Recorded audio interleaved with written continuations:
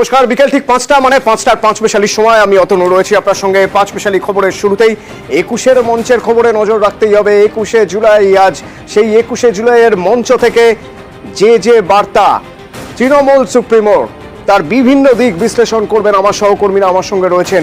প্রথমত সবচেয়ে গুরুত্বপূর্ণ বার্তা মমতা বন্দ্যোপাধ্যায়ের দলের কর্মীদের প্রতি, যে বার্তা দুর্নীতি রোখার বার্তা, কড়া বার্তা দিয়েছেন মমতা বন্দ্যোপাধ্যায়। শুনুন। তৃণমূল কংগ্রেস আমরা মানুষের সামাজিক বন্ধু হব। আমি বিবেকবান চাই, বিত্তবান চাই না। পয়সা আসে চলে যায়, সেবার কোনো বিকল্প নাই। আমি অল মিউনিসিপ্যালিটি, পঞ্চায়েত, এমএলএ, এমপিদের সকলকে বলবো, এখন থেকে কোনো অভিযোগ যেন কারো বিরুদ্ধে দল না পায়। যদি কোনো অভিযোগ কারো বিরুদ্ধে পায়, আমরা কিন্তু উপযুক্ত অ্যাকশন নেব। যা আছে ঘরে সেটা খেয়ে বেঁচে থাকুন, আমার লোভ করবার দরকার নই। আমরা লোভী হতে চাই না। যতদিন আপনারা এই কাজটা করে দিতে পারবেন, ততদিন মনে রাখবেন আপনাদের কেউ সরাতে পারবে না, আপনাদের কেউ হাঁটাতে পারবে না। অন্যায় করলে আপনারা দেখেছেন আমি তৃণমূল কংগ্রেসকেও ছাড়ি না, তৃণমূল কংগ্রেসকেও গ্রেপ্তার করি। মা বোনেদের সম্মান দেবেন। সংখ্যালঘু, schedule caste, schedule tribe, OBC সবাইকে সাথে নিয়ে একসাথে বাঁচতে হবে। যে কোনো যুদ্ধেরই একটা নিয়ম আছে, নিজের অস্ত্রে শান দেওয়া, বিরোধীদের অস্ত্র ভোঁতা করে দেওয়া।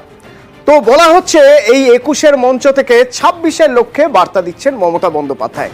যদি সেই বার্তাই তিনি দিয়ে থাকেন এবং সেই বার্তা কর্মী সমর্থকদের দিচ্ছেন, তার কারণ, তার সবচেয়ে গুরুত্বপূর্ণ কারণ হলো, আমরা যদি 2021, 2024 দেখি, তৃণমূলের অস্ত্র কি ছিল?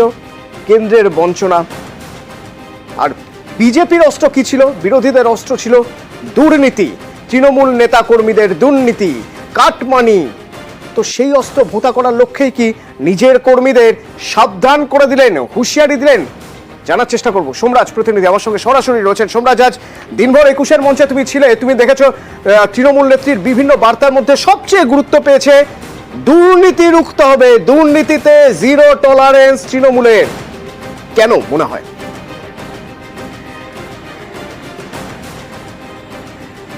দেখো, তোমার হয়তো মনে আছে যে সম্প্রতি মমতা বন্দ্যোপাধ্যায় বেশ কিছু প্রশাসনিক বৈঠক করেছিলেন। সেই প্রশাসনিক বৈঠকেও কিন্তু একের পর এক ইস্যু নিয়ে প্রশাসনিক আধিকারিকদের বিরুদ্ধে কড়া পদক্ষেপ নেওয়ার হুঁশিয়ারি নিয়েছিলেন। সে কার্যত সরকারি জমি দখল থেকে শুরু করে কাটমানি নেওয়া থেকে শুরু করে একাধিক ইস্যু নিয়ে সরকারি আধিকারিকদের বিরুদ্ধে সরব হয়েছিলেন মমতা বন্দ্যোপাধ্যায়, কড়া বার্তা দিয়েছিলেন। আর এবার প্রশাসনের পাশাপাশি সংগঠন নিয়েও কড়া মনোভাব মমতা বন্দ্যোপাধ্যায়ের। তার কারণ, সম্প্রতি বারে বারে বিরোধীরা অভিযোগ তুলেছে তৃণমূল কংগ্রেসের বিরুদ্ধে, তৃণমূল কংগ্রেসের নেতাদের বিরুদ্ধে দুর্নীতির অভিযোগ নিয়ে। সে শিক্ষক নিয়োগের দুর্নীতি বলো বা রেশন বন্টন ইস্যুতে দুর্নীতির অভিযোগই বলো, বারবারই শাসক দলের বিরুদ্ধে অভিযোগে সরব হয়েছে বিরোধীরা।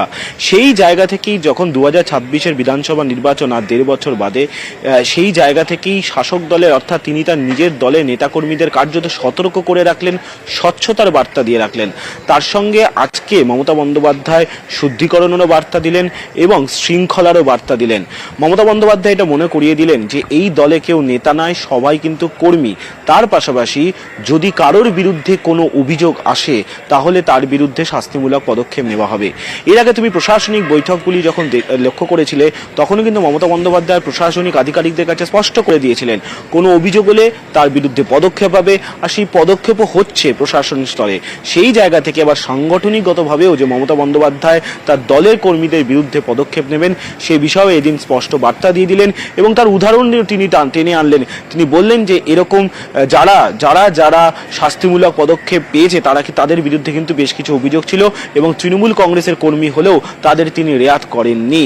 মনে করা হচ্ছে সাম্প্রতিক সময় যে জমি দখল কাণ্ডে শিলিগুড়ির তৃণমূল নেতাদের গ্রেপ্তারি, সেই ইস্যুকেই মমতা বন্দ্যোপাধ্যায়ের নাম না করে তৃণমূল কর্মীদের মনে করিয়ে দিলেন এবং সেই জায়গা থেকেই দুর্নীতি নিয়ে সংগঠনেরও কোনো নেতা কর্মীদের বিরুদ্ধে তিনি যে জিরো টলারেন্স নেবেন, সেই প্রসঙ্গই এদিন 21শে জুলাইয়ের মঞ্চ থেকে স্পষ্ট করে দিলেন মমতা বন্দ্যোপাধ্যায়। ধন্যবাদ সোমরাজ। এবং শুধুমাত্র দুর্নীতি যে ইস্যু হয়ে দাঁড়িয়েছিল বিজেপি বাম কংগ্রেসের, তা নয়, আরো একটা ইস্যু ছিল, তা হলো যারা দায়িত্বে রয়েছেন তারা কাজ করছেন না।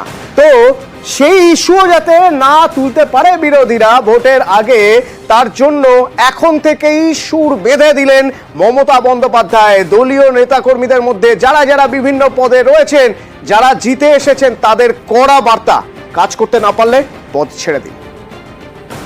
নোংরা যদি গায়ে লাগে, মনে লাগে, সেটা কিন্তু ধোয়া যায় না। দুর্নীতির সাথে আপোষ নয়। আর যারা ইলেক্টেড হয়ে মানুষকে সেবা দেবেন না, তাদের সাথে আমরা কোনো সম্পর্ক রাখবো না। আমাদের সবটাই চাই, সব মানুষকে নিয়ে, সব জেলাকে নিয়ে, সব ব্লককে নিয়ে, যেখানে যেখানে জিতেছেন ভালো করে মানুষকে গিয়ে ধন্যবাদ জানাবেন। তাদের কি বাকি আছে কাজটা করবেন, যেটা পারবেন না দলকে জানাবেন। যেখানে আমরা জিতিনি সেখানে মানুষের ঘরে ঘরে গিয়ে বলবেন আমাদের ক্ষমা করবেন, হয়তো আপনাদের বিশ্বাসযোগ্যতায় আমাদের কোনো খামতি ছিল, আগামী দিন যাতে না হয় আমরা দেখব। অন্যায় করব না তো, আমরা অন্যায় করব না তো, অন্যায়কে সাপোর্ট দেবেন না তো, দুর্নীতি থেকেও জড়াবেন না তো, যারা জড়াবে তাদের সঙ্গে সঙ্গে ধরবেন তো, অভিযোগ করবেন তো।